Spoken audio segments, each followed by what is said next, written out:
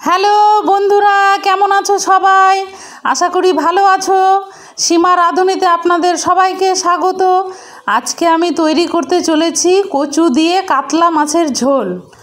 প্রথমে আমি কয়েকটি কাতলা মাছের টুকরো নিয়েছি।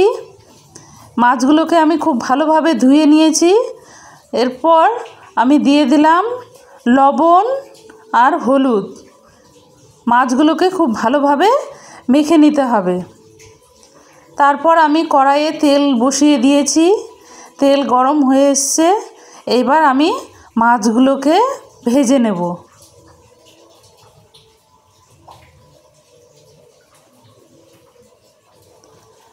মাছগুলোকে খুব কড়া করে ভাজবো না, একটু হালকা হালকা করে ভেজে নিতে হবে। অন্যদিকে আমি কচু কেটে নিয়েছি টুকরো টুকরো করে।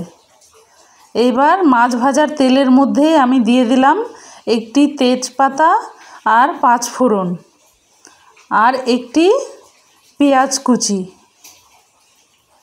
এবার এগুলোকে একটু নাড়াচাড়া করে নেব। তারপর আমি দিয়ে দেব কচু।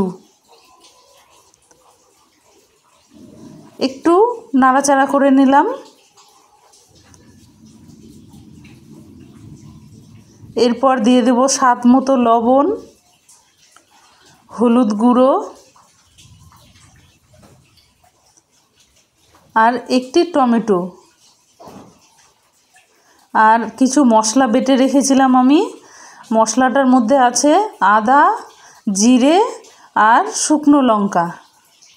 মশলাগুলোকে দিয়ে আমি একটু 3 থেকে 4 মিনিট আমি কষিয়ে নেব।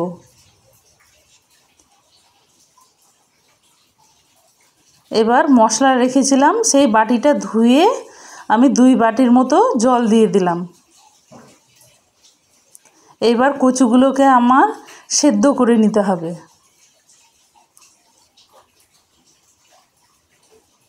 এইবার আমি ঢাকা দিয়ে দিলাম। প্রায় 8 থেকে 10 মিনিট আমি কচুগুলোকে সেদ্ধ করতে দেব। এবার একটু নাড়াচাড়া করে নিলাম। এরপর আমি দেখব কচুগুলো সেদ্ধ হয়েছে কি না। তারপর একটু তেল দিয়ে দিলাম। দিয়ে এবার প্রায় 2 থেকে 3 মিনিট আমি এগুলোকে খুব ভালোভাবে কষিয়ে নেব।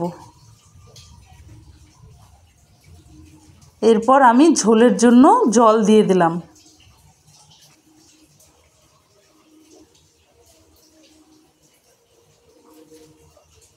একটু নাড়াচাড়া করে নিলাম।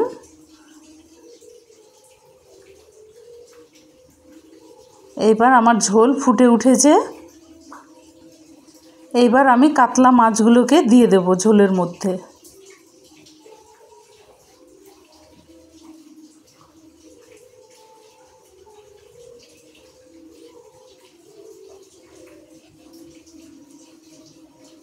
আবারও একটু নাড়াচাড়া করে নিলাম।